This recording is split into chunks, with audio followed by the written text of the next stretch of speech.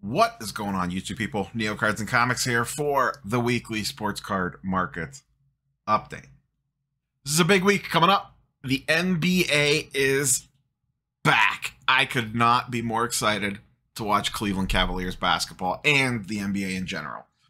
As much as I love football, NBA, I think, is my overall favorite sport. It's just so nice to have it on every single night of the week from now until May, June, July. Just to have that to rely on, to throw on in the background, to put it on a tablet, whatever the case might be, to watch some NBA action in the evenings is just, maybe dive into a little DFS, lose some money in that. I've been doing the Underdog Best Ball Leagues, been stacking up on those. That's been a ton of fun. But I am excited for the NBA and how my Cleveland Cavaliers do this year and how the card market reacts to the NBA season. You know, we'll talk about it here in a couple minutes when we get a deep dive in the charts and graphs. But NBA prices have really just been kind of meh for the most part leading up to this NBA start. Typically, you normally see the run-up before the season started. And quite honestly, we never really got that run-up for NBA stuff. In my opinion, most of it's actually kind of crept down a little bit in the lead up to the NBA season. We'll see what happens once the ball actually tips. Maybe this will be one of the weird cases where things are backwards. Typically the run up happens, the season starts, guys don't live up to expectations, and then things slide down. Maybe this will be the opposite this year. Someone comes out hot and spikes up. One of the lower dollar guys, maybe one of the all-star level guys, I don't know, but it'll be interesting to see what this looks like over the next couple weeks. We'll probably see wild price swings both ways, probably up until about Thanksgiving, the first month or so of the season. Boy, that sounds weird to say that Thanksgiving's like a month away. Ugh, that just kind of hit me. The NFL market, just kind of speaking macro level here, has kind of settled in. We've had the wild price swings. The players that have drastically underperformed and have gotten injured have taken big hits. The guys that have way overperformed, like a Jalen Hurts, have spiked up at a pretty decent clip. And then everybody else is just kind of sitting there going, when it comes to pricing. And that took, we're in week 6 right now. It took probably about 4 weeks. I think the whole first month of the season, things were really jumpy. I was doing those weekly NFL market updates on Thursdays for a while there, and there'd be big price swings. But now we've kind of settled into the season. It's kind of, the narratives are starting to play out. We're starting to get a feel for what these guys look like on whether maybe it's new teams, new offenses, and prices seem to be, I don't want to say stabilizing, but definitely less swingy right now. I'm not saying that some backup quarterback couldn't all of a sudden take a job, have a big game, and the prices go wild. That could absolutely happen still, but I feel like we've kind of settled into where prices are going to be for at least a little bit.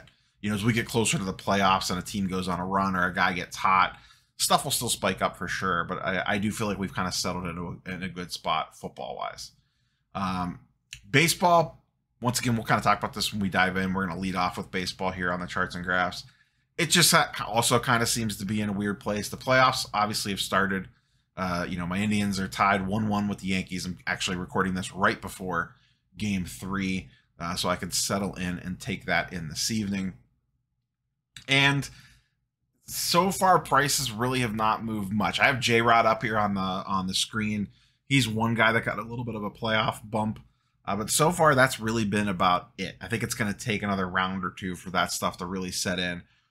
Baseball right now is all about price correction mode from the home run chases. Those are the two biggest price swings of the week by far. Let's touch on a couple new stuff, and then we'll dive back in and dig into some charts and graphs. We did no charts and graphs last week, but we will touch on some this week.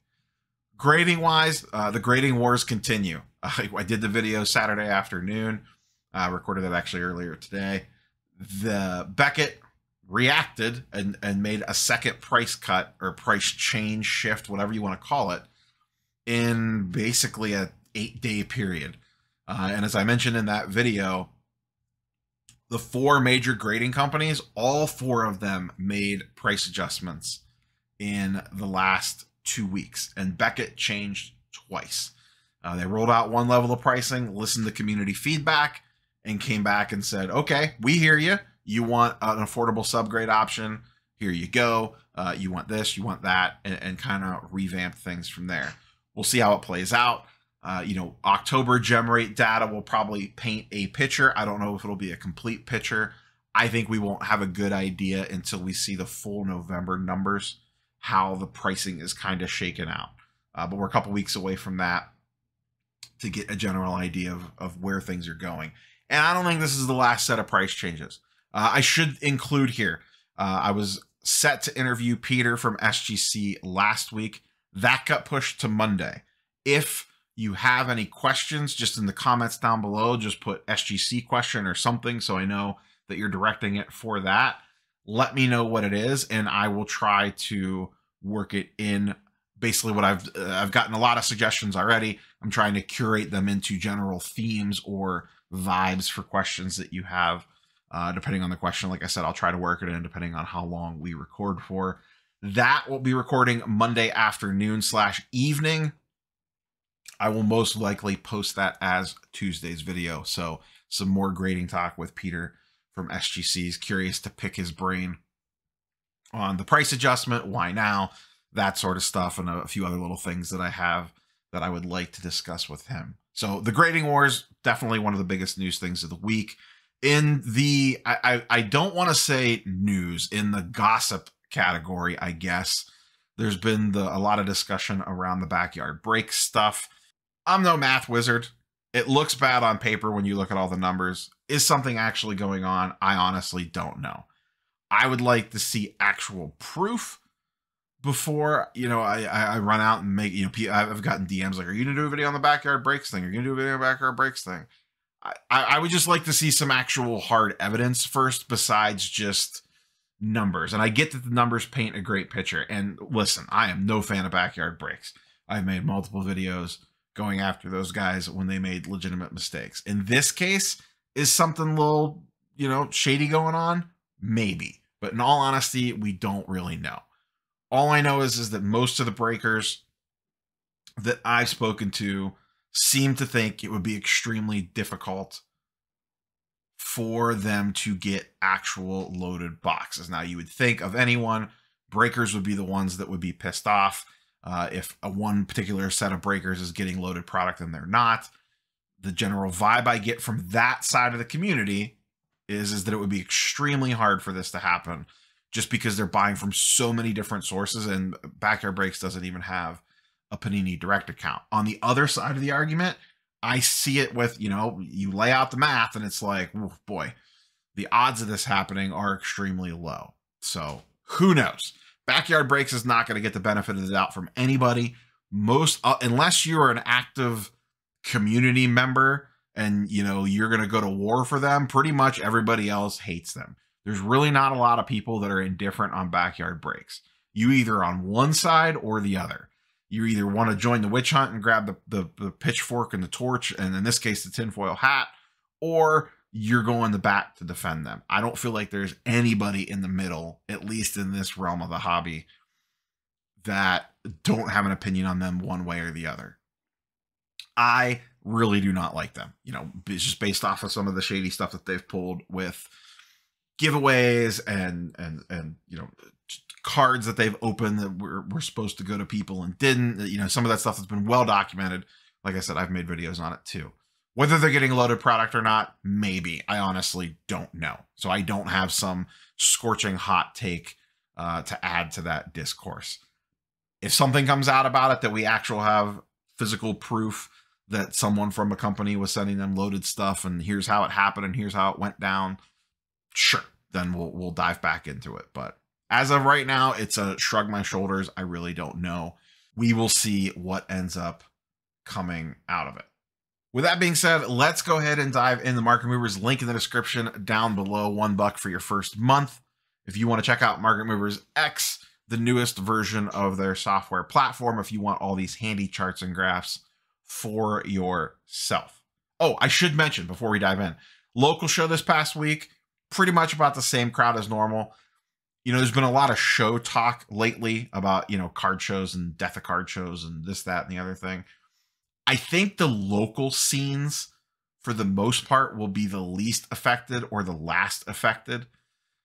Just because there's not the crowd that goes to like your local 50 to 60 table show, 70 table show, whatever it is. There's not a lot of barrier to entry to that. There's not a lot of travel time. There's not time away from the family. You know, like my local show, most of the people that go live in the general area. It's a Saturday. You could stop in for like an hour because it takes you 15 or 20 minutes to get there. You're not like committing a whole day or multiple days to travel to a regional show. The expense to get there isn't that great because it's a local show. So I feel like that side of the show scene will be the least affected. I think the larger regional shows are the ones that are seeing more downturn in attendance. My local show was pretty good, though. I made one pickup, and it was a sealed wax play. Posted about it on IG, and I'll do a pickups. I'm way overdue for a pickups video. I don't have a ton of stuff, but I have a couple cards and then some wax about some NBA Prism 2021 retail boxes that just recently came out. I still think people are sleeping on the 2021 NBA class. It's absolutely fantastic. It's way better than the 2020 class by a mile. And I just look at what 2020 wax sells for. I would much, much rather have 2021 NBA wax. It is a much superior draft class to 2020 by a mile. So made that little pickup, nothing else. But with that being said, now let's go ahead and dive into the charts and graphs. First up, J-Rod. He is the one guy that's gotten a nice little bump this postseason as he makes his postseason debut. We'll see how far the Mariners go. If he can get some big hits in some clutch situations, his stuff may continue to climb. He will be an interesting one to watch over the offseason. He is going to be the name everyone wants because he is the next guy. He is the next thing. I've talked about this with Filmington a lot in the past. It seems like the baseball market can only sustain a couple of guys.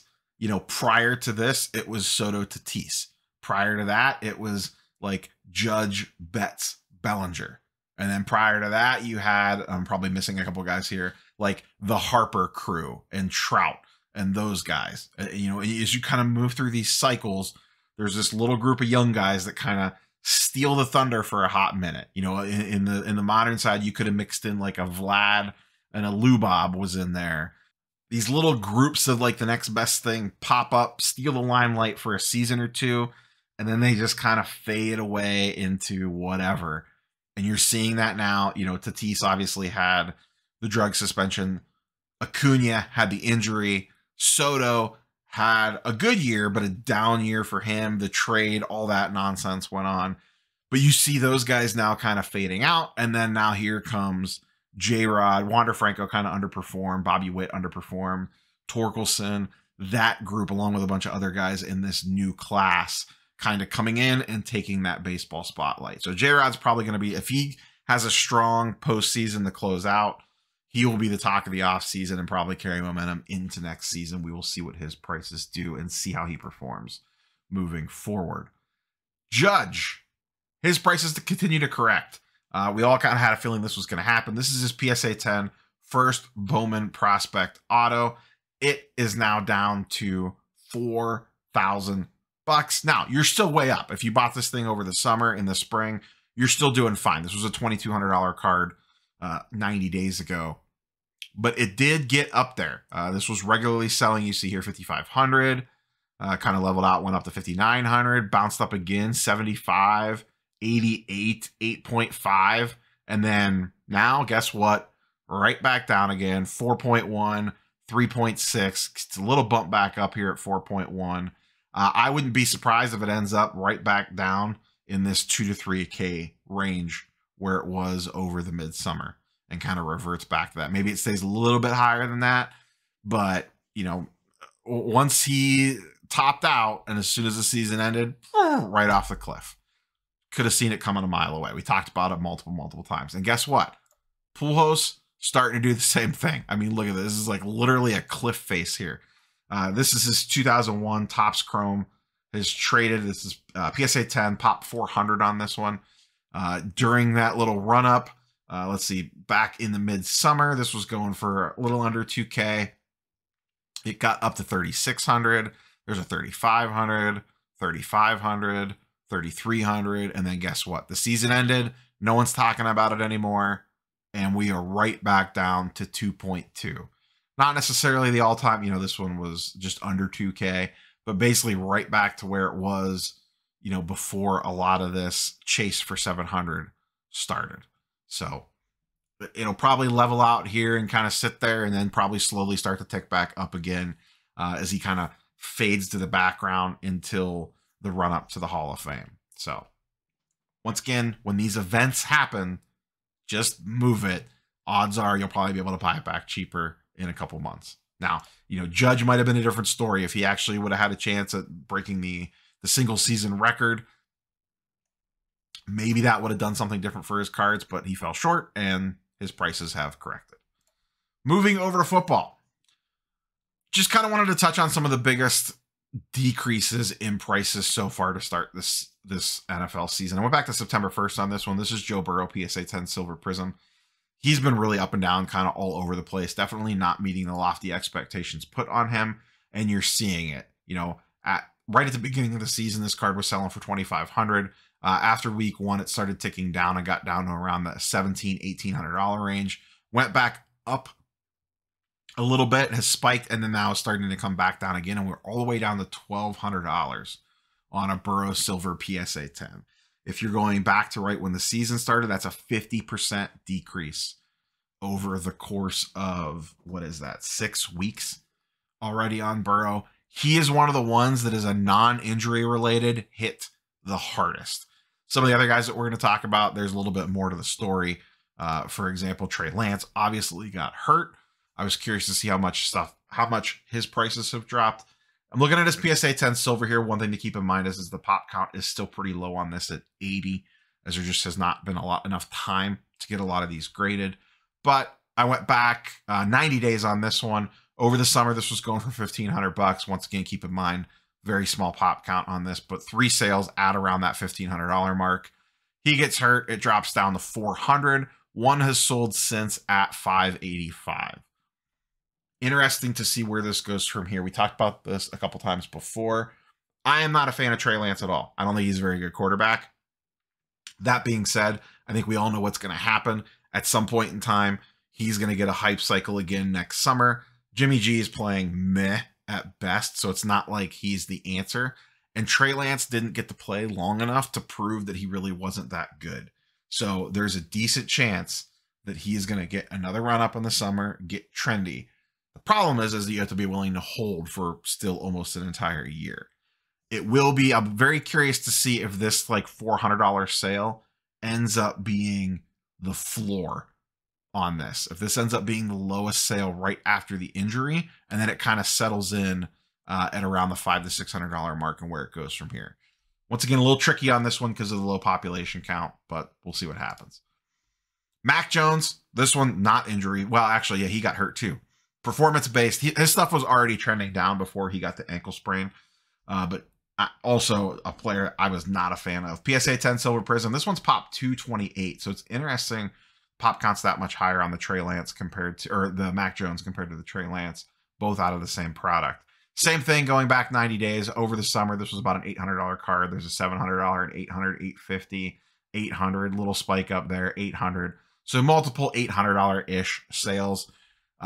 Started the season slow. It was diving down. Then he got hurt and it's kind of cratered even more. We're at 325, 331, and 330 on the last 3 sales. So once again, another 60% drop over the last 90 days. Trey Lance was also a 60% drop over the last 90 days. Once again, definitely more injury related on him. And then the last one, Justin Fields. This is just all performance based. He just looks like a not very good quarterback. Pop count on this one is 199 to be specific.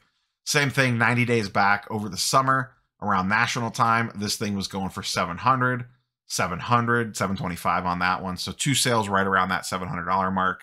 And then one just recently sold this past week at $269. And if you watch Thursday Night Football, I'm sorry. That was brutal to watch. I had it on a second screen and wasn't paying super close attention to it. Let's touch on basketball real quick and wrap this puppy up. Like I said at the very top of the video, the NBA market really hasn't done anything. It's just been kind of meh to this point so far in the run up to the season. What I have done here is put in PSA 10 Prism Silver, rookie card only, and just sorted by how much a card's gone down and how much a card's gone up. We're not going to like deep dive into numbers here. This is just going to be a visual representation.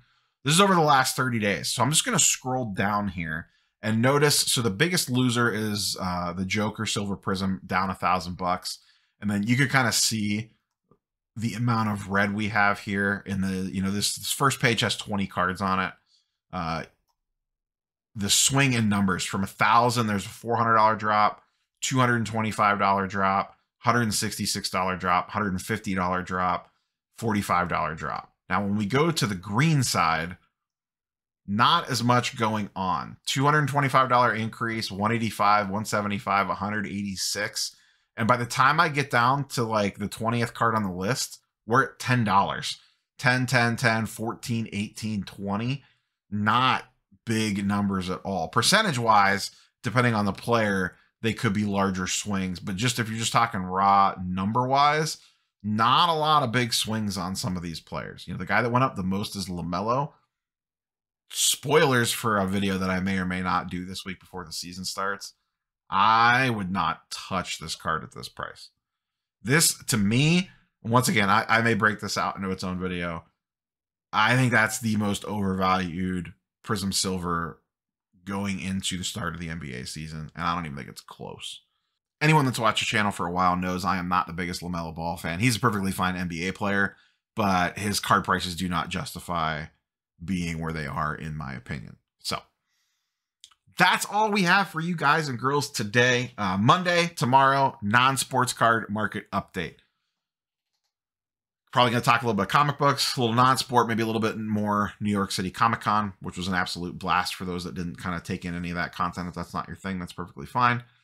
Tuesday, assuming no scheduling issues, will be a video interview with Peter, president/CEO of SGC.